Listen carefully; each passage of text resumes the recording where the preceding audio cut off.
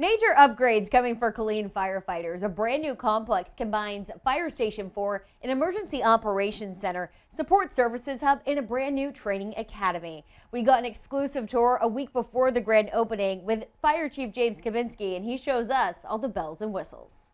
These will be your offices and showers for all the firefighters. Come into the right over here. This is the day room for all the firefighters, where they get to do a little bit of R&R. And it's also tied into the Emergency Operations Center for the large screen TV. So you'll get a briefing in the event the EOC is activated. They'll be able to interact with the Emergency Operations Center that's located up on the second floor. So it's not just a day room, it is also a briefing room for multiple different opportunities. It could be for firefighters who are getting briefed for an operational briefing. It could be a media briefing room. We have a lot of flexibility with it. Offices for battalion chief and EMS captain, something kind of unique. The EMS captain and battalion chief, they get a Jack and Jill bathroom. So they're gonna have to get along really well, and they're gonna have to share. The other door goes to the other supervisor's office. Kind of unique. Well, they won't need the shower as much. They never get dirty or sweaty. No. Never. Not unique to the fire service, but unique to our department is individual dorm rooms. So down this entire corridor is where the firefighter bunk rooms are.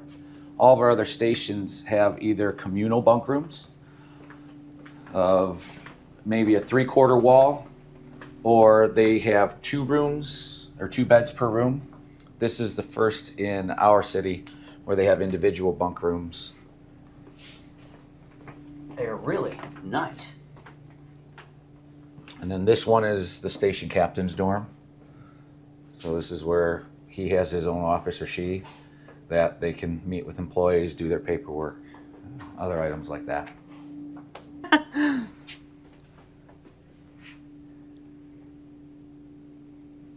So whether you come from the kitchen or from the dorm, there are doors on either end of the hallway that will take you out to the apparatus bay for what is the most important part, which is responding to the call.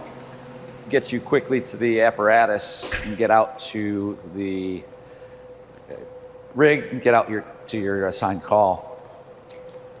So one of the first things that stood out to me when we first walked into the bay was these doors. I've never seen doors like this. Tell me a little bit about the purpose of them and why y'all decided to go this route. Cost efficiency and speed of response. Your typical roll-up door takes anywhere from 6 to 10 seconds, and we know that seconds count when it comes to responding to a call. I'll show you in just a second. These doors open in about 2 seconds. They open very fast. They also have fewer moving parts, no springs overhead, less maintenance when it comes to care and taking care of these doors. That's so cool. And I love that they're red. Of course.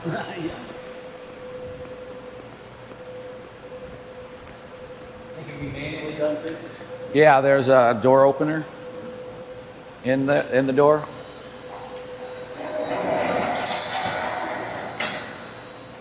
I'll go ahead and open and close them for you. Okay.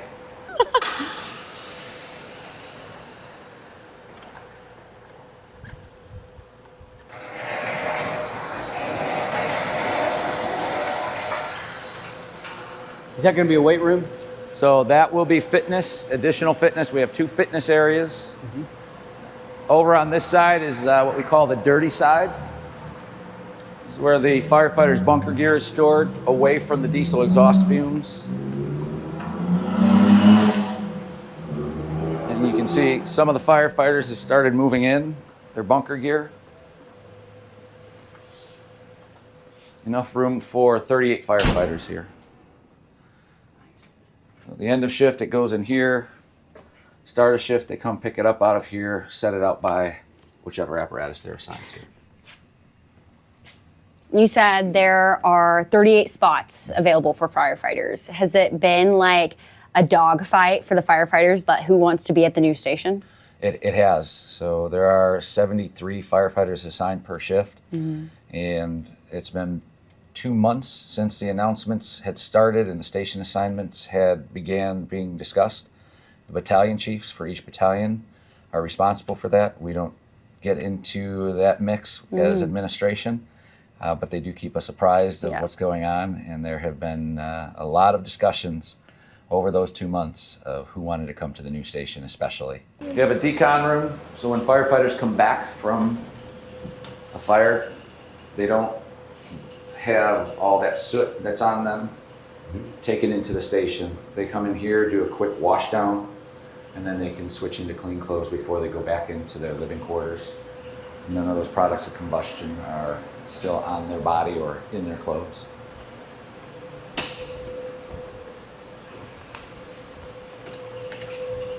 EMS supply room. Nice. So this will be the central location for all the ambulance to restock all of their supplies used on an EMS call for the south side of the city. This was relocated from Station 9, which is not centrally located. It's more on the southwest side of town. This is more centrally located. Will reduce in use of fuel once an ambulance leaves the hospital. Come over here before they go back to their station. That's good. Smart too. Yeah. They thought about everything. Well, it's what you were talking about. It's not just a space. It thought out all the things that make it smart. We had a number of firefighters that were involved in the planning, not just chief officers. And this is, as you know, important to our profession, is being physically fit and ready to go.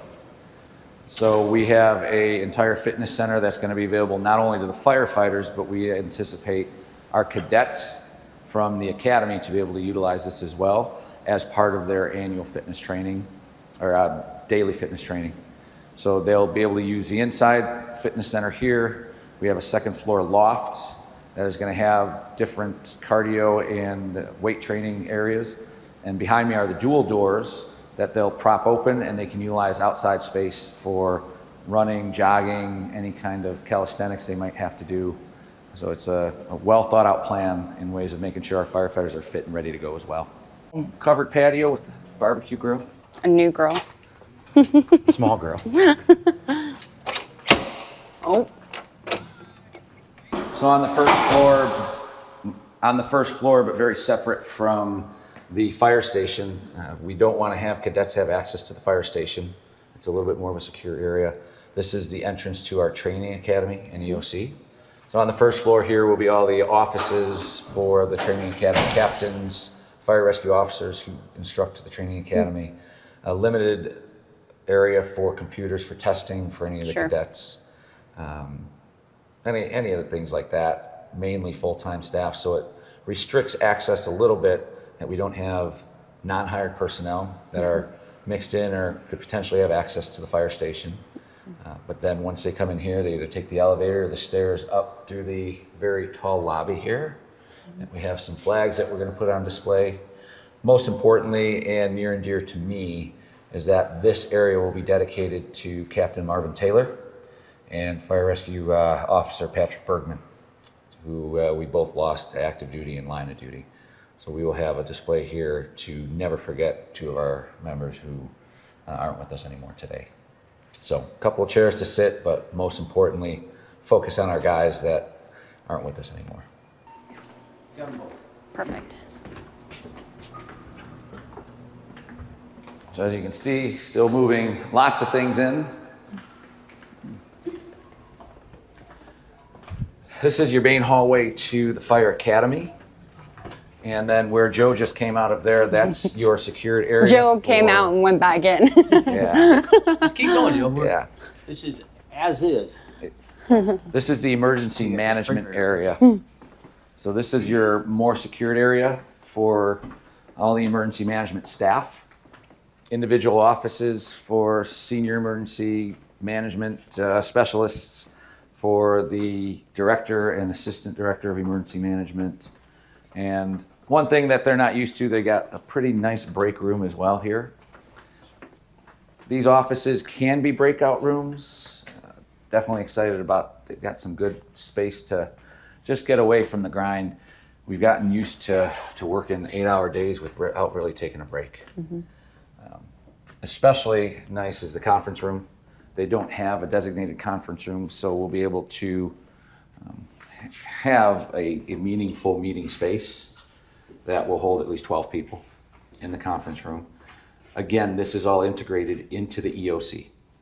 So you won't be in the actual EOC, but we could perhaps bring city council members into here without being in the actual hot zone of the action of where everybody's doing all their work.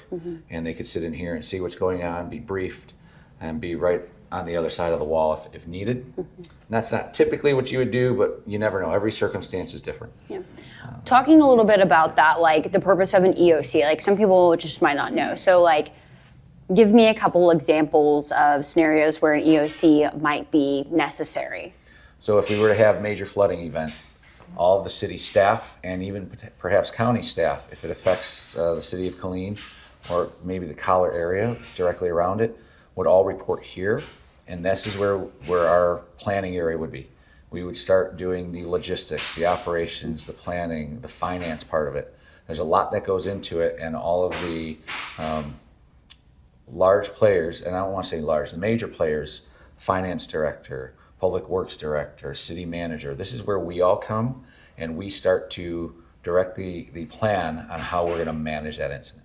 A tornado that could hit. It could be a train derailment. There are those large-scale incidents that last more than typically 24 hours. At the 12-hour mark, we might have a command post that's out on site. If you think about the Atkinson fire, once we broke that 24-hour mark, if we thought it was going to be going longer, this is where we would come and run the operation out of here as the command team. Okay. Operations is out in the field, command would be in here. This is the EOC. Oh, nice. This is the actual heart of the Emergency Operations Center.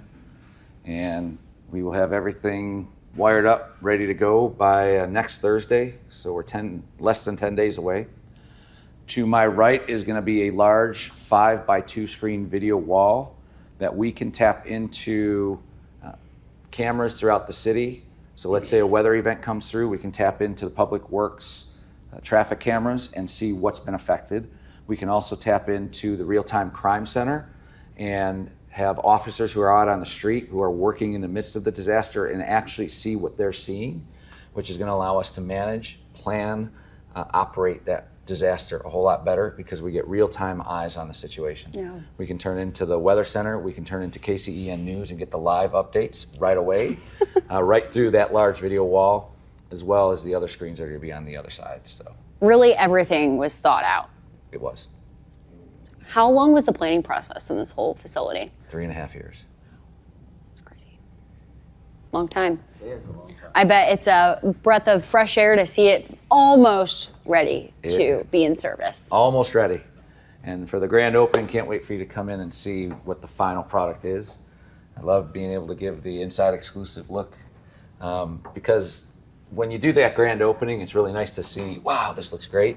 But to see what it looks like just a week before the grand opening and what it's going to look like only a week later, it just speaks volumes to the people who are putting the hours and the work in and just how proud I am of them and what they're doing.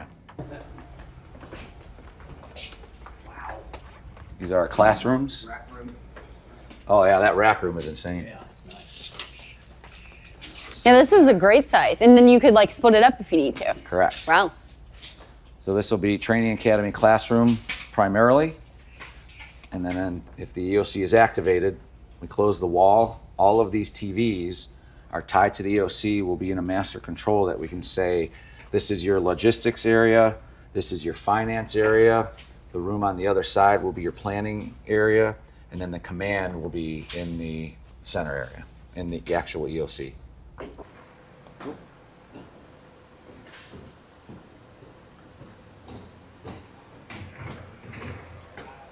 I like this too. It's cute. So Right, did you hear what I said? Yeah, thank you. It's cute. So this was cost savings. We said, how can we be cost effective? Yeah. And they said, put the stairwells on the exterior and then we'll cover them up Yeah. and make it look good. Yeah. So as we discussed, this is where our Fire Academy cadets are going to be training. We wanted to make sure that the Academy cadets, after a hard day of workouts, weren't going into the station, so there's an exterior restroom. They're going to be responsible for taking care of it and cleaning it, of course. Yeah, that is great. They also have their own ice machine out here. So they'll fill their coolers, especially on hot days like today, be able to handle that. Their bunker gear will be laid out here in a pre-designated area. And then their training field is out here to my left. Their bunker gear right now at Central Station is stored in a Connex box because we make do with what we have. Yeah. So part of the upgrade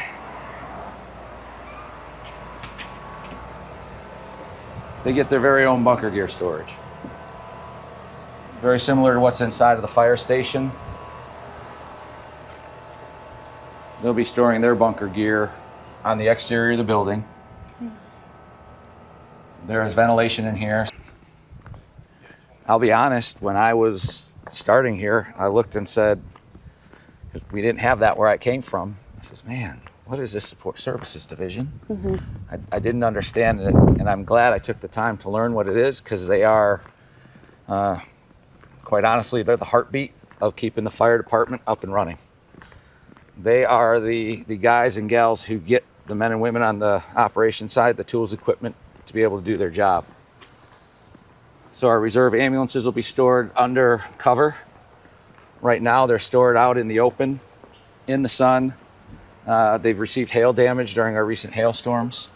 Those are now protected. And this building was built again with the thought of if we had to enclose it, we could enclose it in the future growth. You're gonna be superstars today.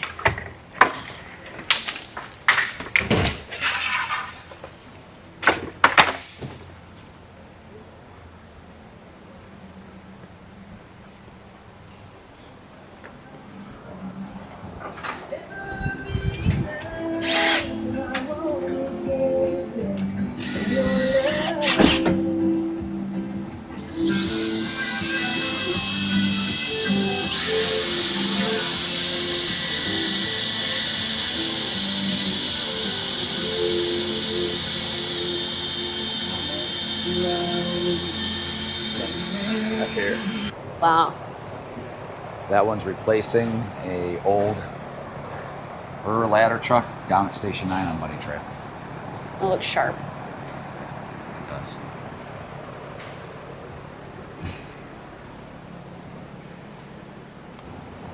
You can fill the air bottles, not have to listen to the air compressor. Oh yeah. Oh, that's nice. Oh, let's get in here. Did you hear that? Oh, you got the headphones in. You can hear everything. So compressor pumps away up there, takes the fresh air from the side of the building, brings it in.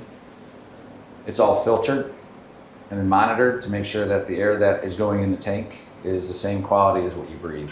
It's not, what's the word I'm looking for? So that any of the air that they take doesn't have particles. It's all very clean air that the firefighters are breathing. And it's done in a clean room as well. Decontamination to take carcinogens out of helmets and air pack harnesses. So that's what this machine is, be installed this week. Gross decon of the bunker gear, they can rinse it off here with just a general rinsing of hot and cold water. And then it cycles into the bunker gear room. These are special extractors that won't break down the fibers in the bunker gear. We'll take all the carcinogens out, and then it comes out, goes into a drying area. Once it's dried in a separate area, that's also considered a clean area. It gets moved into the next room over here where it's stored. Every firefighter gets 2 sets of gear. The second set of gear, we maintain it. So they go out on a fire, it's contaminated, they drop it off here and then pick up their second set. So we know it's been cleaned, inspected, things like that.